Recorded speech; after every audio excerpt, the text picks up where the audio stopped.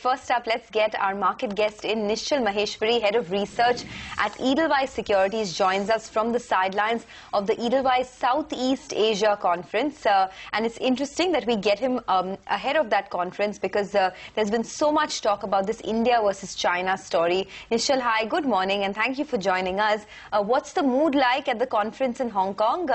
And with respect to the Chinese markets, what exactly are people saying? Is it overheated, or does it still look like a better opportunity to put money in versus India?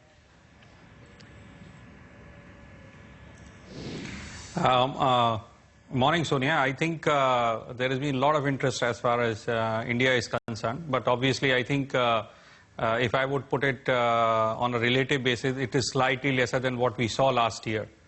Yes, everybody is talking about the China inclusion of A shares into the China thing, and that has been a worry which most of the funds over the last 2.5 weeks of my tour in the Europe also and US, everywhere this thing was raised.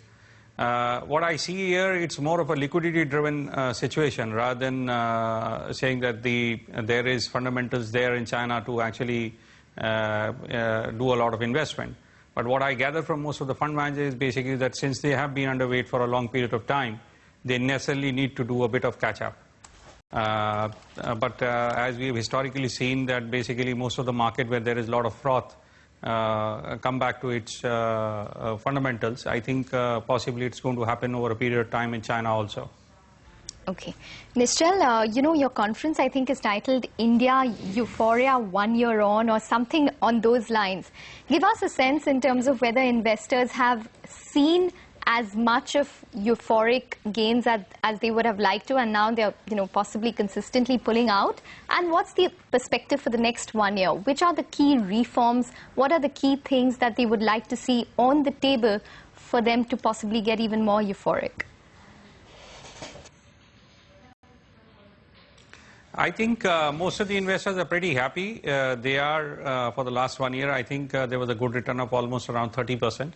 And so people are saying, yes, last year was outstanding, basically, some amount of catching up and some transition phase, basically, of expectation has to happen. And that's what is happening in the current year. But I think sooner or later people are very, very enthusiastic and trying to figure out what really is happening in India. And I believe if there is more correction on the horizon, basically, then definitely what we are looking for is people coming back and looking for ideas again. As far as some of the important things people are awaiting, I think one of the most important things is the GST, which is going to be a game changer for India. And I think most of the people expect it to happen around in the monsoon session. And that could easily add to around 1 to 1.5% GDP when the first full year of GST gets implemented, which I believe is going to happen in 17, possibly half year of 17, but 18 definitely a full year of it. And we are going to see the benefits out of that. Okay. Just talking about, you know, some of the companies that are attending your conference, you have some of these FMCG guys like Repco participating in the conference, and you yourself have been optimistic on FMCG names like Imami, Dabur, etc. But this time it's been a bit sketchy. You know, on one hand you have the Imamis and the Daburs, but on the other hand you have the ITCs underperforming. We've seen what's happened with Nestle. How do you approach this space now, and what are the hits and misses in this space? So we have one company in the conference again, Repco, where we've seen immense interest basically for both in Singapore as well as in Hong Kong. The way we look at the space, I think there has been, the growth is there, but I think it is slightly muted. And there have been some challenges basically in certain sectors like cigarettes, where the government is not very favorable as far as the smoking is concerned, and I think that's impacting ITC. Again, in case of, I think, the last two or 3 days, there has been a controversy about Nestle. So I think the way we look forward to it is basically somewhere market is trying to figure out ways to bring down the valuations because the valuations had run much ahead of expectations and much ahead of the fundamentals, and that's the way market corrects. So market is actually figuring out reasons for correction, and we are seeing one or the other reasons basically to bring it back to more normalized levels. Okay. Nischal, one of the companies that are in fact at the conference is Repco Home Finance. There was a lot of talk in terms of how home finance companies will see a lot of interest from, investors. And last year was a very good year in terms of share prices for home finance companies. But the likes of Repco haven't really performed on a share basis this year. If you look at it, it's a return or a negative return of 5% on a YTD basis. What's your sense in terms of, home finance companies? Do you think that the rest of the fiscal we could see them possibly catch up in terms of valuations? Because the earnings don't look that bad for them.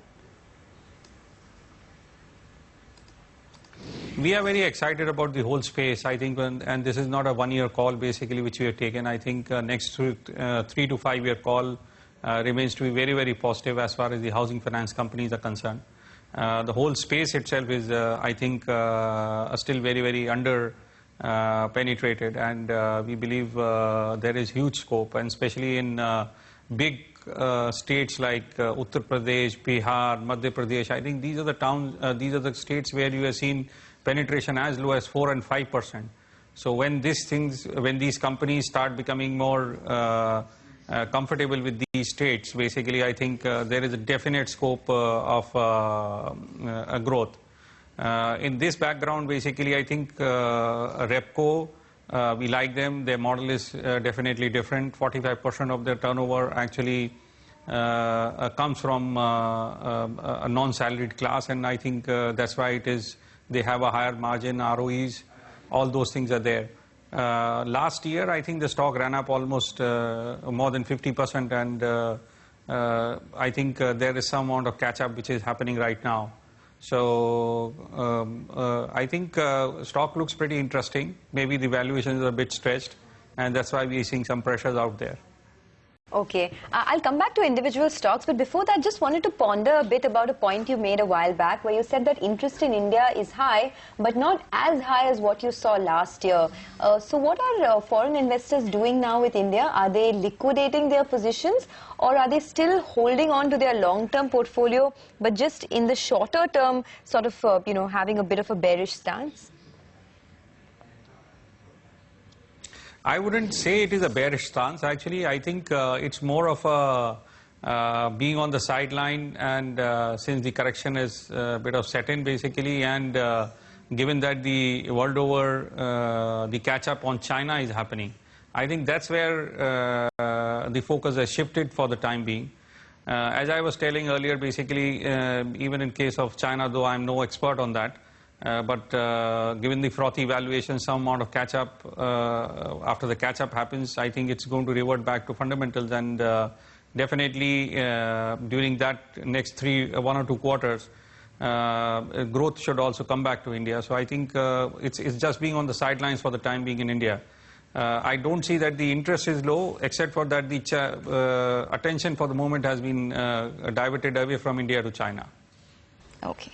All right, fair enough, Nischal. We'll have to leave it on that note. Wish you a good and successful conference. Thanks very much for joining in and talking to us. So that's the word coming in from Edelweiss Securities.